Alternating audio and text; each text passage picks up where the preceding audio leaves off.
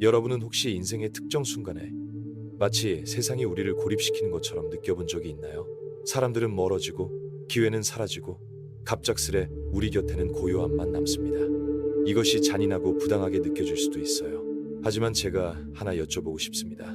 만약 이 고립이 벌이 아니라 하나의 초대라면요. 우주가 여러분을 고립시킬 때 이는 곧 내면을 바라볼 수 있는 특별한 기회를 제공하는 것입니다. 고독은 아프기도 하지만 어쩌면 이것은 음악가가 연주를 시작하기 전에 악기를 조율하는 순간과도 같습니다. 여기서의 악기는 바로 우리의 영혼입니다. 고립은 우리에게 매우 중요한 내적 과정을 위한 공간을 만들어줍니다. 심리학자 칼 융이 우리에게 남긴 유산 중 하나인 개별화 과정도 바로 여기서 시작됩니다.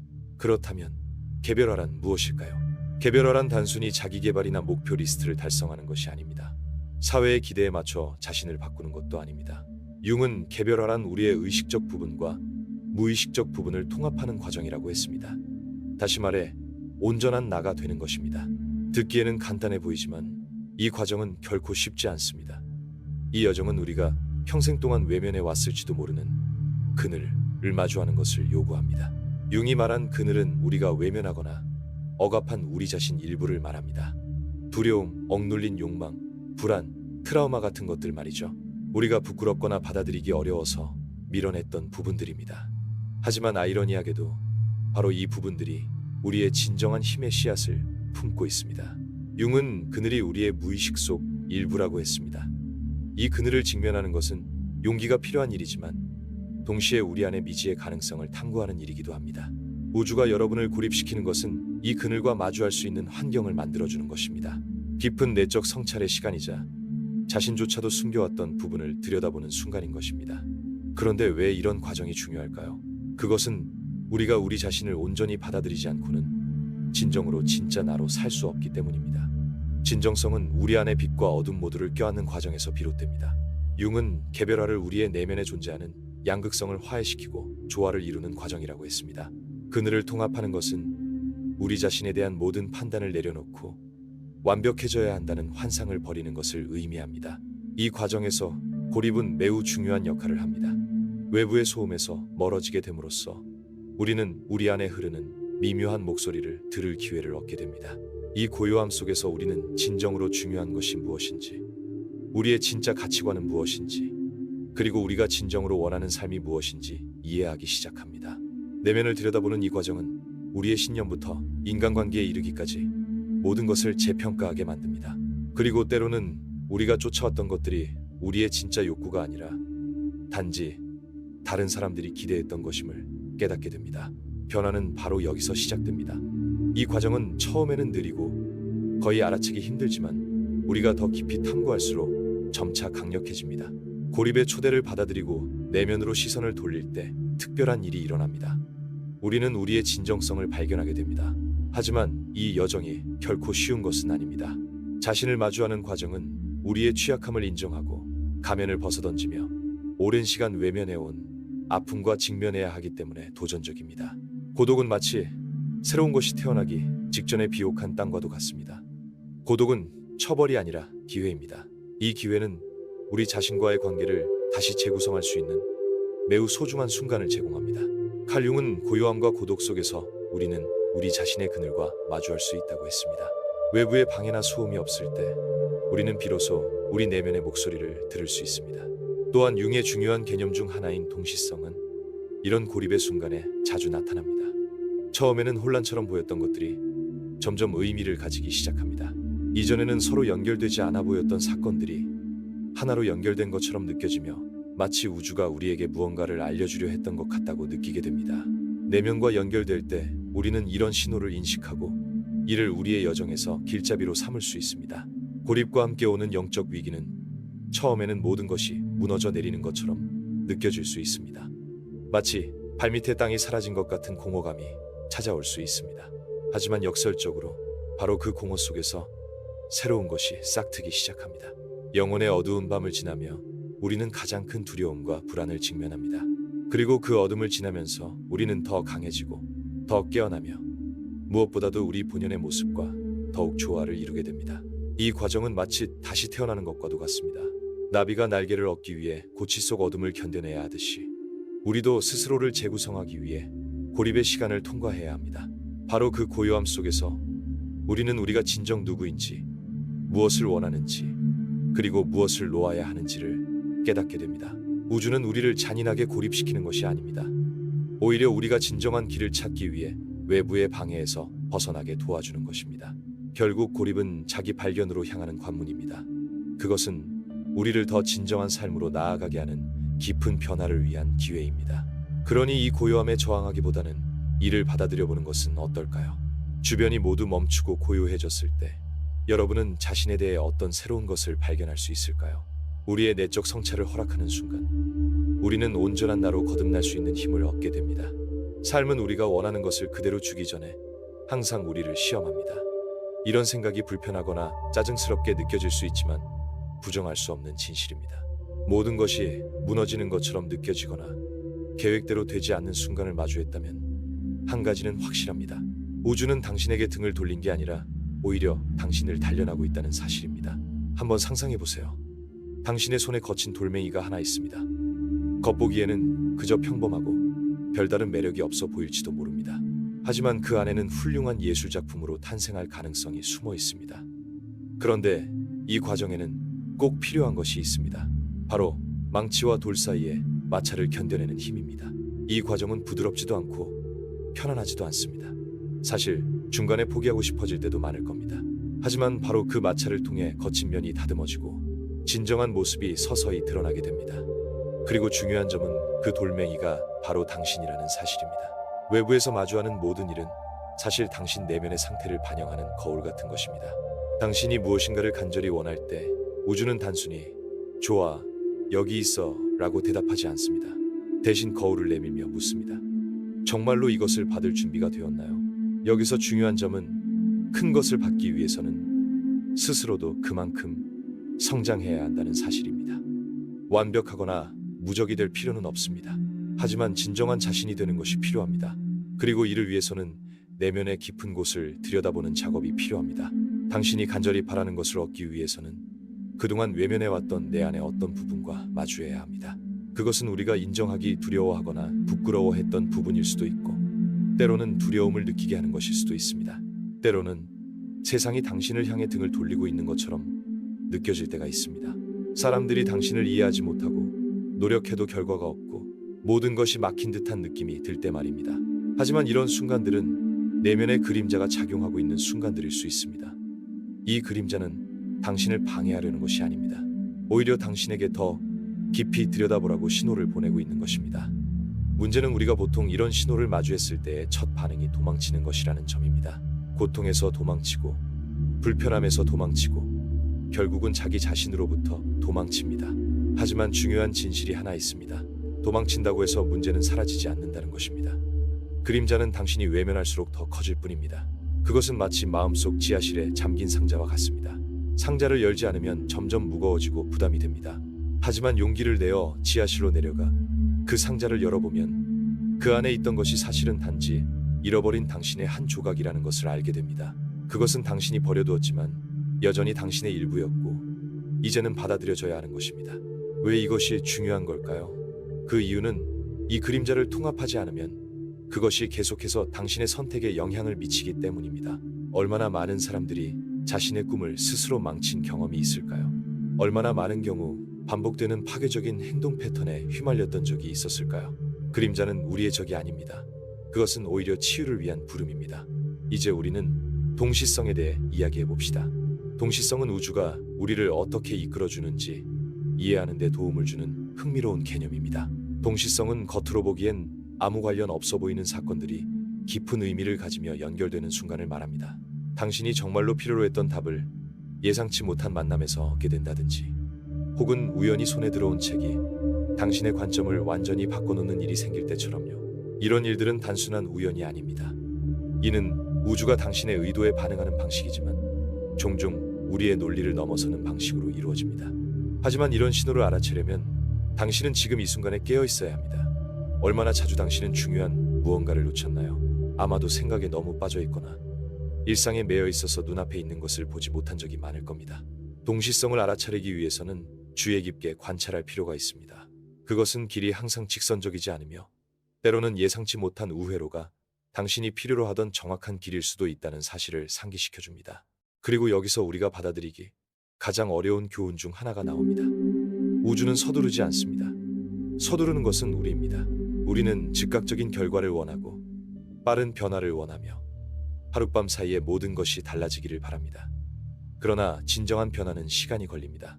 자연에서 금이 형성되는 과정을 생각해 보세요. 그것은 압력과 열, 그리고 오랜 시간이 만들어내는 결과입니다. 그리고 금처럼 당신 역시 변화를 통해 만들어지는 과정이 있습니다. 이 과정은 때때로 고통스러울 수 있습니다. 왜냐하면 그것은 놓아버림을 요구하기 때문입니다.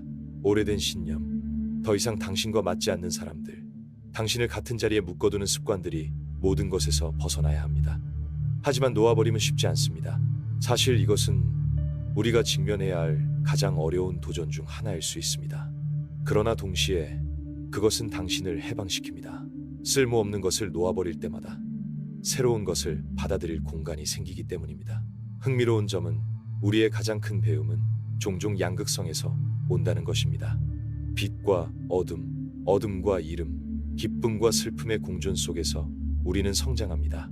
빛은 어둠이 있기에 그 의미를 가지며 성공은 실패를 경험했기에 더욱 값지게 느껴집니다. 그리고 이 극단들 사이의 균형 속에서 우리는 진정한 힘을 발견합니다. 그렇다면 당신은 지금 무엇을 놓는 것을 거부하고 있나요? 잠시 생각해 보세요. 그것이 관계일 수도 있고 스스로에 대한 어떤 고정된 이미지일 수도 있으며 혹은 당신이 계속 짊어지고 있는 과거의 상처일 수도 있습니다. 우주는 그것을 억지로 가져가려 하지 않을 겁니다. 우주는 당신이 스스로 놓아버릴 준비가 되기를 기다리고 있습니다. 왜냐하면 놓아버림이야말로 성장을 위한 첫걸음이기 때문입니다. 그리고 이 여정을 걷는 동안 작은 승리를 축하하는 것을 잊지 마세요. 아무리 작아 보여도 한 걸음 한 걸음이 곧 당신의 진보를 의미합니다. 당신은 아직 원하는 곳에 도달하지 못했을지도 모릅니다. 하지만 이미 시작했던 자리에서 멀리 걸어왔습니다. 그리고 그 사실은 정말 중요합니다. 그러니 이 초대를 받아들여 보세요. 이 과정을 껴안고 당신의 그림자와 마주하며 동시성을 믿고 양극성을 받아들이세요. 그리고 스스로가 변화되도록 허락하세요. 이 여정의 끝에 당신을 기다리고 있는 것은 당신이 상상하는 것보다 훨씬 더 위대합니다. 그리고 계속하기 전에 한 가지를 꼭 기억했으면 합니다.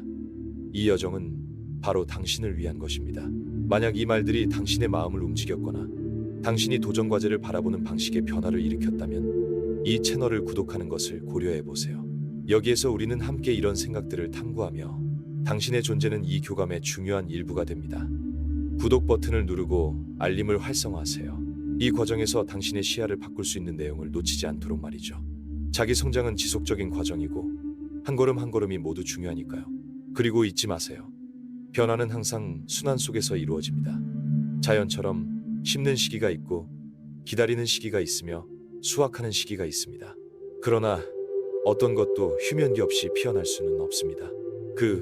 아무것도 일어나지 않는 것처럼 보이는 순간들은 사실 비어있는 시간이 아니라 더 큰 무언가를 준비하기 위해 토양이 스스로를 다지고 있는 시기입니다. 그러니 오늘 당신이 어둠 속에 있다고 느낀다면 그것은 새로운 것이 싹트고 있다는 신호일 수 있습니다. 당신은 지금 준비되고 있는 중입니다. 이 과정이 진행되는 동안 그저 흐름을 믿어보세요. 주변에 있는 작은 동시성의 신호들을 주의 깊게 살피고 작은 승리들을 축하하며 우주가 당신을 돕고 있다는 믿음을 유지하세요. 그리고 가장 아름다운 사실이 뭔지 아시나요? 당신이 성장하는 데 필요한 모든 것은 이미 당신 안에 존재하고 있다는 점입니다. 외부에서 무언가가 부족한 게 아닙니다. 당신을 변화시키는 불씨는 이미 그 안에서 타오르고 있습니다. 단지 당신이 그 불씨를 받아들이고 느낄 준비가 되어 있는지에 달려있을 뿐입니다. 삶은 결국 빛과 그림자, 도전과 축복 사이를 춤추는 과정입니다. 그 과정 속에서 당신은 매 순간 자신에게 더 가까워질 기회를 얻습니다. 그리고 이 여정을 통해 성장하고 변화하고 진정한 자신을 발견하게 됩니다. 지금 당신이 어디에 있든 시작점이든 과정의 한가운데든 혹은 끝에 가까워졌든 기억하세요. 당신은 항상 있어야 할 그 자리에 있습니다.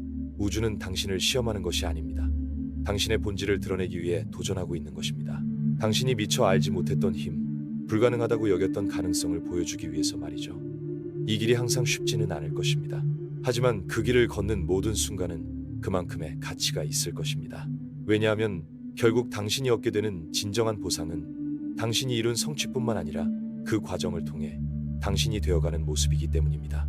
만약 이 말들이 당신의 마음을 울렸다면 여기에서 멈추지 말고 더 깊이 탐구해 보세요.